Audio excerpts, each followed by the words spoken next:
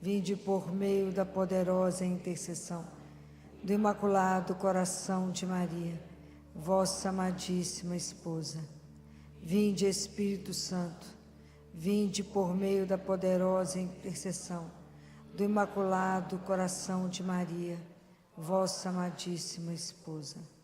Vinde, Espírito Santo, vinde por meio da poderosa intercessão do Imaculado Coração de Maria, vossa amadíssima esposa. Amém. Obrigada, vamos sentar.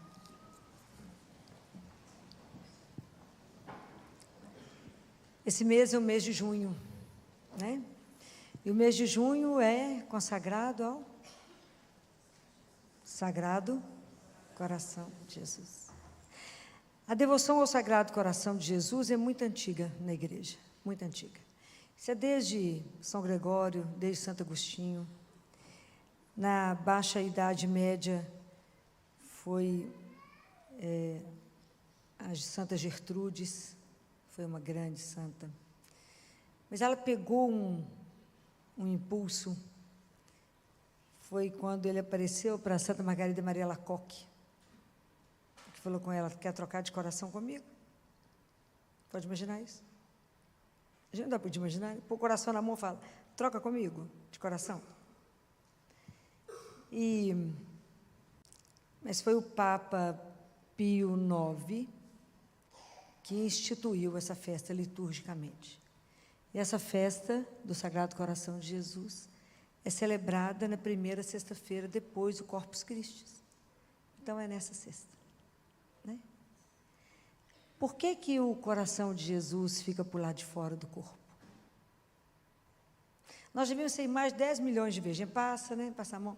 Por que o coração dele fica do lado de fora? Porque eles resolveram colocar do lado de fora? O que vocês acham? Vocês acham que o artista resolveu colocar do lado de fora? Para ficar mais charmoso, assim? Tem um sentido. Qual é o sentido? Nem desconfia? Hã?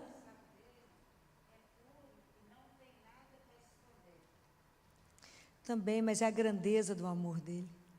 Ele nos ama tanto, tanto, tanto, tanto, que é preciso ir ao encontro do outro. Ele sai ao encontro. Isso é belíssimo, belíssimo. E é tão lindo que o amor de Deus é um amor tão difícil de compreender, que Deus usa de uma forma pedagógica, Ele usa de um profeta para poder nos explicar, nos ensinar sobre o amor dele. Isso é o livro de... Vocês sabem qual é o profeta que ele nos ensina? Nunca leram? Que bom que eu estou trazendo uma novidade, né? Então, como é que Deus nos ensina? Através do profeta Oséias. Então, depois vocês leiam o livro de Oséias, mas a história é assim. Logo depois que Salomão morreu, o reino foi dividido para dois, os dois filhos de Salomão. O reino do norte, a capital era Samaria, era Israel, Samaria. A capital do sul, Judá, era Jerusalém. No norte, o profeta era Oséias, no sul era Isaías. Imagina, a época dos grandes profetas. O povo do norte, lá da Samaria, era um povo que estava muito rico, mas muito rico. Era muito dinheiro, era muito ouro, muita prata, muitos bens, muitos bens. E um povo que estava muito próspero, um povo que descobriu que não precisava de Deus. Eles tinham tudo do ponto de vista material. Então, eles viviam uma falência espiritual e uma falência moral. Muitos bens, e achavam, né, quer dizer, eles não tinham consciência que a grande riqueza da vida deles estava colocada no lugar errado. A grande riqueza da nossa vida é Jesus, porque o resto passa, né? Muda de mão, né? Hoje eu estou rico, amanhã eu estou pobre, vice-versa, né? Mas aqui não, isso aqui é riqueza eterna, né? Jesus é a nossa riqueza, né? Nosso grande amor. Então, como é que Jesus vai ensinar para esse povo que eles tinham dado as costas para Deus e que não queriam viver mais com Deus? Não era para proibi-los de ter as coisas, era só para poder entender que a fonte é Ele. Essa é a fonte, essa é a grande riqueza. Colocar o peso certo nos lugares. Então, Deus chamou Oséias e falou, Oséias, vem cá. Você vai no prostíbulo e vai pegar uma mulher que se chama Gomer e vai casar com ela. Lá vai Oséias. É bacana demais estudar esses profetas. Lá foi Oséias. E aí ele foi casar, conhecer Gomer, se encanta, ele apaixona por Gomer, ele ama essa mulher loucamente e casa com ela. Imagina, ele tira Gomer da vida de prostituição, milhões de amantes, e leva para casa. Gomer passa a ser uma mulher da alta sociedade de Samaria. Oséias é muito rico, deu tudo para ela. Restaurou a dignidade, beleza, Gomer era linda, enfeitou Gomer, roupa, o que ela quisesse, ela tinha. De dinheiro, de comida, de roupa, de criados, Gomer tinha tudo. Tudo, absolutamente tudo. Então, Deus deu 3 filhos para eles. E ele falou que iria ensiná-los através dos filhos, pelo nome dos filhos. Então, o primeiro filho que Oséias teve com Gomer, chamava-se, os nomes são complicados, né, gente? Chamava-se, e Deus Pai falava, vai chamar Jezrael, que vai significar maldição, perdição. Então, porque cada vez que Gomer chamasse pelo filho e Oséias chamasse, era para lembrar de onde que ela veio e que ela podia perder tudo e voltar para o mesmo lugar. O segundo filho era uma menina, chamava Ló-Ruana, que quer dizer uma desgraça, né? Então ele fala, eu não terei mais piedade de vocês, não vou mais perdoar. E o terceiro, quando ela desmamou, chamava-se Loamim, porque não sois o meu povo, e eu não existo para vós. Então, vocês imaginam, eram esses 3 que Gomer chamava eles e lembrava que ela tinha sido resgatada, e se ela resolvesse abandonar tudo, ela voltaria para a perdição, ia perder a misericórdia, e Deus voltaria as costas, né? Porque elas não teriam mais tudo aquilo. Depois do terceiro filho, o coração de Oséias ficou muito pesado, e ele começou a desconfiar se esses meninos eram dele mesmo ou não. Ele falou, será que esses meninos é meu mesmo? Né? Ficou na dúvida, o coração dele ficou sofrido. E Gomer, então, resolveu largar tudo e voltar para a prostituição. Largou tudo, largou os 3 meninos com Oséias, falou, fica aí com os meninos. Estou indo embora, foi embora.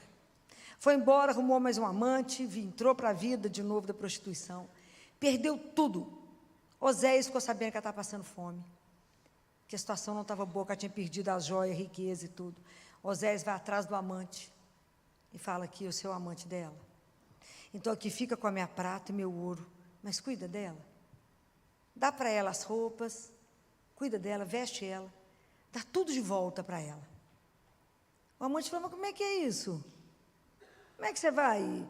Ela te largou, te traiu, voltou para mim, e você quer ela? Não, eu quero que você cuide dela. Eu quero que ela seja feliz. É só isso. Aí o amante deu tudo de volta para ela, e a Gomer ficou feliz porque ganhou tudo de novo.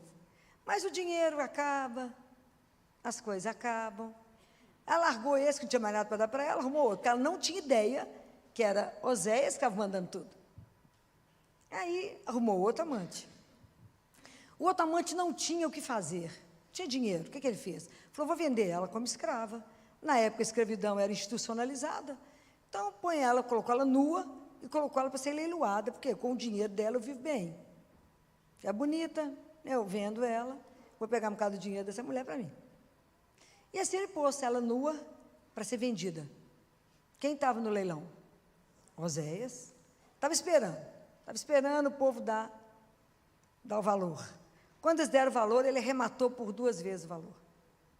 O pessoal falou, agora ela vai ver o que é, né? Oséias vai castigar essa mulher. Não é possível, largou tudo, abandonou tudo.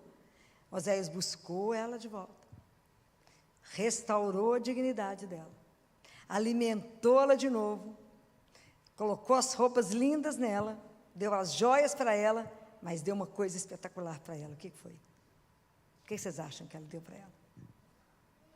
Deu a liberdade. Isso é espetacular. Deu a liberdade porque falou com ela: você só vai ficar comigo o dia que você me amar.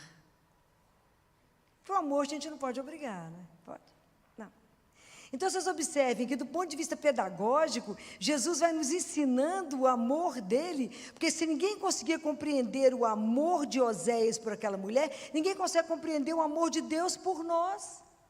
Do mesmo jeito que Oséias correu atrás daquela mulher e buscou por ela cada vez que ela o traiu, e abandonou tudo, abandonou a riqueza, abandonou a dignidade, abandonou as vestes todas, abandonou tudo, é o que nós fazemos cada vez que a gente peca.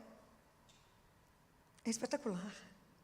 Quando a gente peca e dá as costas para o que ele não precisa de você, nós fazemos igual o Gomer, igualzinho ela. A gente repete, e ele vai atrás e fala: não corre para aí, não corre, não vai por aí, você vai machucar, não faça isso. É Deus correndo desesperadamente atrás de cada um de nós. Quantas vezes ele fez isso? Quantas vezes Deus nos buscou por caminhos absolutamente tortuosos? Igual Oséias fez com Gomer. E da mesma forma deu a liberdade. Porque Deus nos busca cada vez, nos restaura, cada vez que a gente volta, confessa, Ele restaura a nossa dignidade e continua nos dando a liberdade. Isso é extraordinário, né, gente? Essa história é absolutamente extraordinária. A forma pedagógica dele de falar por que o meu coração sai. Amo tanto vocês. Amo tanto, vou atrás, corro, vendi tudo, entreguei tudo, né? Paguei o preço que precisava pagar, fui além para buscar vocês, porque você me é preciosa, o tanto que eu te amo, que meu coração está do lado de fora para vocês poderem entender que quando a gente ama muito, a gente vai ao encontro do outro, a gente não guarda nada para a gente, nada. O que ele guardou para ele? Nada. A gente não guarda, a gente tem uma necessidade de entrega, de doação, e de não guardar absolutamente nada para si. Aquele que ama, não guarda nada para si. Isso é Ele, que nos ama dessa forma, né? Assim, é um amor estonteante para a gente conseguir compreender. Acho que cada vez que agora vocês olharem o coraçãozinho dele do lado de fora, vocês vão pensar, o amor é tão grande que não cabe dentro dele. E vocês vão lembrar de Oséias, falar: ele me ama tanto que ele me busca, né? Cada vez que eu, como Gomer, como igreja, como cada povo de Deus, que trai o Senhor, né? Que fala: nada, não preciso desse amor, nada, eu vou seguir a minha vida, não vou abrir mão de tudo isso. Imagina como é que a gente não tem, quando a gente vê a história de Gomer, a gente fala: essa mulher é louca que largou isso tudo. Pois é, somos nós, que largamos isso tudo, largamos a nossa dignidade, perdemos a dignidade, perdemos a riqueza, perdemos tudo, para trocar por nada. Então a gente precisa pensar, né? Deus deu a cada um de nós tantos dons e tantos talentos. Como é que nós estamos vivendo isso? Para quem nós estamos dando isso? Como é que nós estamos gastando? Suor, sangue, lágrimas, nós estamos derramando para quem? E por quem? Porque às vezes nos consome. Às vezes eu pego os dons que Ele me deu e uso por um mundo. E vou cuidar dos ídolos e fico escrava do mundo. Mas não me gasto para Ele, porque tudo Deus nos deu, Ele nos deu a vida, e se eu dou um retorno a Ele de amor, eu estou retornando, estou devolvendo o amor, né? Estou retribuindo o amor. Mas se eu gasto isso em outras coisas que não me levam a lugar nenhum, né? A gente, quando lê lá no capítulo, não sei se acho que é o 11 de Mateus, que ele fala, meu fardo é leve, vinde a mim todos vós que estáis cansados, né? Porque meu fardo é leve. O que é fardo? Fardo lembra para a gente sempre uma coisa pesada. Isso começou lá na história antiga, quando uma escrava, depois de trabalhar o dia inteiro, à noite era entregue para ela um novelo de lã que ela tinha que desfiar a noite inteira. E se ela não desfiasse, ela tinha consequências, e no dia seguinte ela tinha que continuar trabalhando. Por que o fardo de Deus é leve? O jugo dele é suave. Por quê? Por que o fardo dele é leve? Porque é amor. Então, quando a gente, às vezes, carrega coisas que vão nos deixando pesado, porque o amor te faz ser leve, o pecado nos atrasa e pesa. Então, se o seu coração está cheio de ódio, de mágoa, de ressentimento, de rancor, isso te pesa, porque o tempo inteiro, o dia inteiro, você mais pensa na pessoa que fez isso com você do que nos seus amigos. Se você vê o cheiro, você sabe, esse cheiro me lembra que é a pessoa que me fez mal, essa comida me lembra que é a pessoa, não sei o quê. Oi, liberta. Liberta. Pode pensar nessa pessoa, liberta. Liberta, caminha com mais leveza pela vida. Perdoa, liberta isso, para que você possa caminhar de forma mais leve pela vida. É preciso que a gente pense nisso, né? Se a gente vive nesse mundo pesado, o que Jesus falou do coração dele? O coração dele é manso e humilde. A humildade é o quê? O que é humildade? É ser besta, retardado? Bobo? O que é humildade? Humus, humildade é humus. Consciência que eu sou criatura, que eu fui feita, barro, terra. Então, a humildade significa eu tenho consciência que Ele é o Criador e eu sou a criatura, que eu dependo dEle, que eu sou absolutamente dependente dEle. Né? E a gente precisa ser dependente de Deus mesmo. Né? Então, a humildade, ela abre o coração de Deus. E a mansidão, ela abre o coração dos homens. Então, a gente precisa pedir a Deus, a hora que a gente comungar, que quando a gente comunga, vocês imaginam que Deus Pai nos colocou, quando Ele nos busca, no lugar mais sagrado que Ele tem, que é o coração de Jesus. E quando a gente recebe a Eucaristia, a gente recebe Ele, recebe esse coração. Então a gente pode pedir a Ele, fala: Jesus, me dê um coração semelhante ao vosso, me dê um coração manso e humilde, me ajuda, me ajuda. Me ajuda, Jesus, assim como fizeram uma lança que perfurou o seu coração. Nos ajuda a fazer o caminho de volta. Nos ajuda a entrar dentro do seu coração, que é bem apertadinho. Mas por que é apertado? Porque para a gente poder entrar lá, o caminho de Deus é estreito. E a gente precisa ser humilde bastante para entender que a gente se dobra, que a gente se curva diante dEle. E que a gente pode entrar pela humildade, para entender que nós dependemos dEle. E só dele. Fala, nos ajude a entender que o nosso nome já está escrito no seu coração. E tudo que for importante para vocês, caro na vida de vocês, entre os amores, entre as pessoas que vocês amam, tudo que vocês não querem que se percam, guarde no coração dele. Ele fala que tudo que é colocado no coração dele não tem jeito de se perder. Fala, Jesus, quero pôr o povo que eu amo aqui dentro do seu coração. Que está escrito e está guardado no seu coração, não tem como perder. Essa devoção é belíssima, né? Então, a gente vai aprender a pedir a Ele, nos ajude a fazer o caminho de volta, nos ajude, não nos deixe de ficar traindo como Gomer, que veio e foi. Não queremos ser Gomer, nós queremos reconhecer que somente o Senhor é a fonte de amor da nossa vida, a fonte da riqueza da nossa vida, nosso maior tesouro é ter Jesus na vida. Então, nos ajude a fazer esse caminho de volta e não nos perdermos mais, nos ajude. Porque isso é um presente mesmo, pedir a Ele a graça de ter a constância, de permanecer em Deus. Né? Que essa constância do amor dEle nos sustente, que a gente não seja seduzido, né? Mas que a gente descubra que esse amor é um amor que é sem preço. Não pode existir alguém que te ama mais do que Ele, que queira o seu bem, que vai atrás de você. Se você foge e fala, eu vou atrás dela, Ele corre loucamente atrás de nós, a gente que não percebe.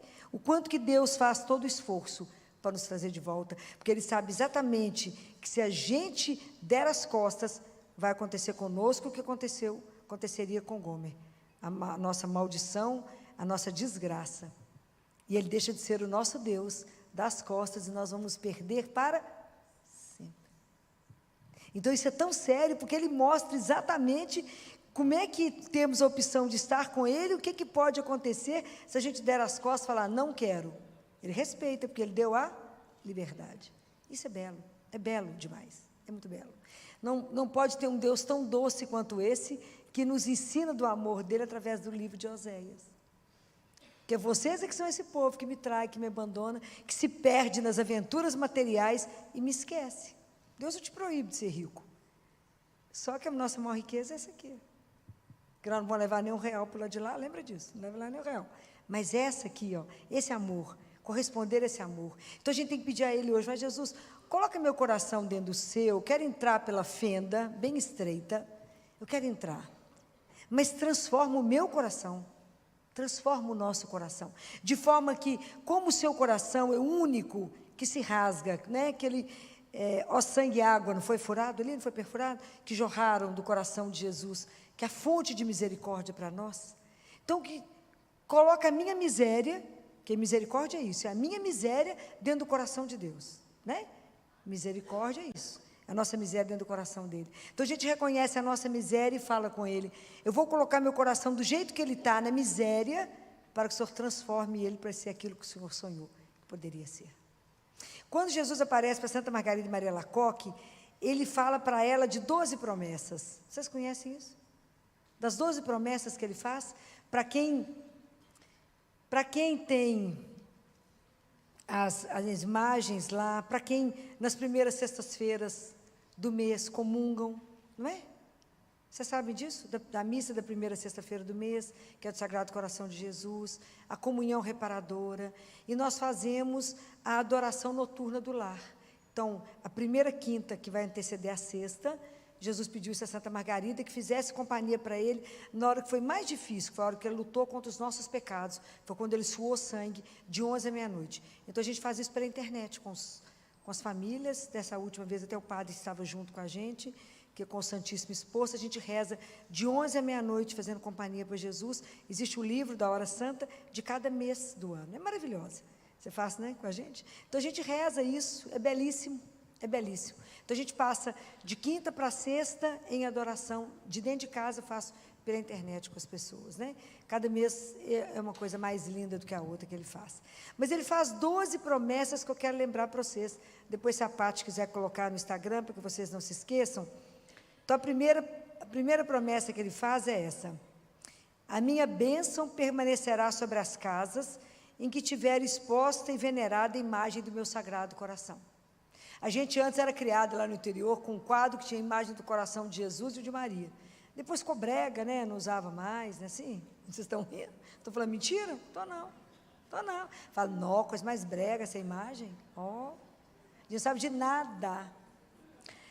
Segunda promessa: eu darei aos devotos, gente, presta atenção, eu darei aos devotos do meu coração todas as graças necessárias ao estado que você está.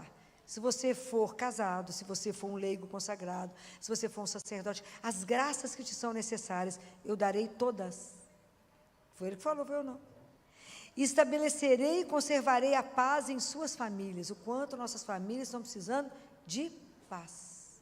Tem família destruída, já com herança, que nem a pessoa nem morreu. Eu os consolarei em todas as suas aflições.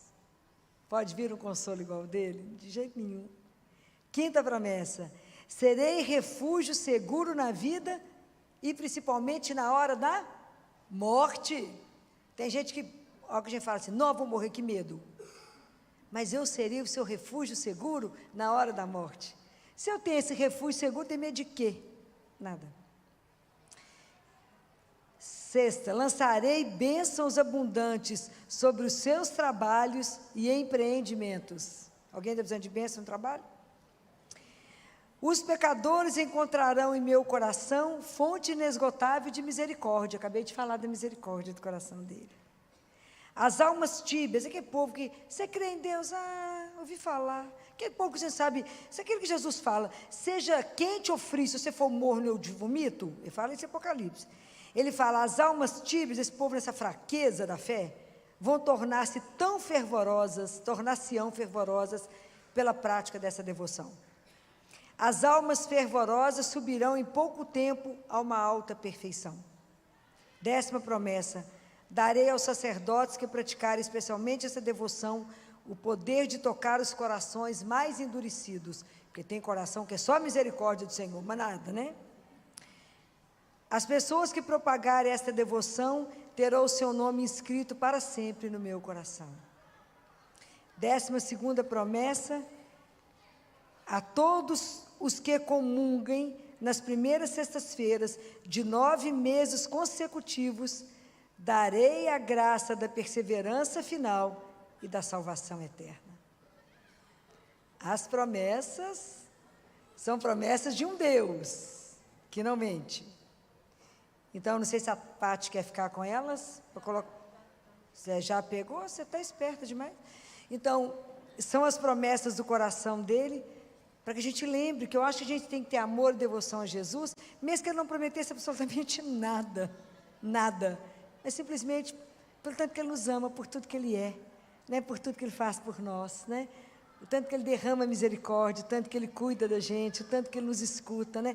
Esse amor ao coração de Jesus. Não pode existir alguém que nos ame mais do que ele. Não pode existir alguém que nos ame mais do que ele. Né? Eu acho que a gente precisa aprender a ter essa confiança nesse amigo que ele é incondicional. Sábado, eu fui à missa cedo e eu já estou numa fase pesada de consultório, eu não consigo chegar em casa, quem me acompanha sabe que eu não consigo rezar antes de 11, 11h30 da noite. E o ritmo acelerado, acordando às 5 da manhã, esse ritmo louco. E milhões de coisas para fazer, milhões de coisas, milhões de palestras, milhões de coisas para preparar. Aí depois que eu fui comungar, e eu estava com ele, né? Acabei de comungar, eu estou com quem? Não é? Você acabou de receber Jesus vivo, né? Então, como um amigo, a gente conversa, não é? E chorei com ele, falei com ele: amigo, eu estou tão cansada, eu estou tão esgotada que, humanamente, hoje, o que eu preciso fazer, eu não vou dar conta. Humanamente, eu não darei conta. Mas eu vou colocar aqui para o senhor, porque realmente eu não dou conta, é coisa demais, é muita coisa. Imagina, eu não sabia nem do que eu ia falar com vocês hoje. Nem ideia. Eu falei com ele: é tanta coisa para estudar, é tanta coisa para pensar, é tanto menino para olhar, tanto me passando mal, o telefone não para, eu não consigo sentar, né? O telefone não para. É tanta coisa, né? Tanta coisa. Chorei com ele. Mas eu falei com ele: vai estar entregue, né? Eu não me pertenço, o tempo é do Senhor. O Senhor é o Senhor do tempo, né? De tanta coisa que eu tinha para resolver. Quando deu por volta de meio-dia, o que eu já tinha feito, deu para ficar à toa, eu tinha que chorar. Falei com ele, eu tenho vontade de chorar, falo: o seu amor é tão escandaloso, diante da nossa miséria.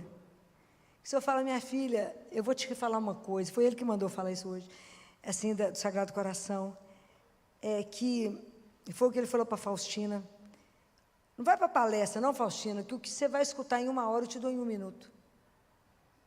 Eu falei com ele: viver essa experiência de um Deus que é vivo, que escuta, que se compadece, que fala: tadinha, tão miserável, se eu não acudir, ela não vai dar conta. E agir na nossa vida é de emocionar, é de chorar. Me fez chorar. Chorei e falei com ele: eu vou repetir para o senhor o que São Paulo falou: o seu amor nos constrange. O amor que o Senhor tem por nós, eu falo, como a gente não pode ser capaz de trair alguém que nos ama tanto, que cuida tanto, que vela por nós, que está atento às nossas necessidades, mais imbecis, né, que a gente precisa, e ele está ali e fala: então é isso, você está preocupada? Está aqui, isso aqui, está aqui, isso aqui, está aqui. Respira. Então, quando eu trago isso para vocês, eu falo: experimentem. Experimenta. É possível. Experimenta o que é se entregar a Ele. Experimenta o que é ter Ele como seu amigo. Experimenta não precisar de esconder nada, de falar tudo, e falar: me ajuda, eu não estou dando conta.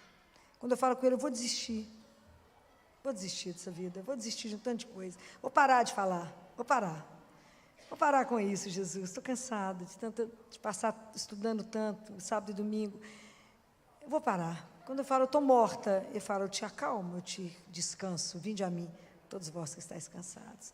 Então, a experiência com o nosso Deus, você não vai encontrar em lugar nenhum da sua vida. O seu consolo, o amparo, o colo, aquele que te restaura, que te põe de pé, que renova a sua força e fala: sou eu que te faço, a cada minuto outra vez. Sou eu que te restauro, sou eu que sou capaz de começar toda a história de novo por causa do amor.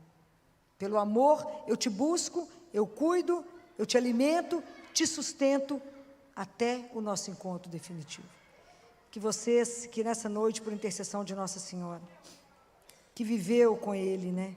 Posso imaginar a relação, que que gerou, possa nos ajudar a ter a graça de experimentar o que é viver uma vida que você divide com Deus que é vivo, que você fala e Ele escuta e compadece.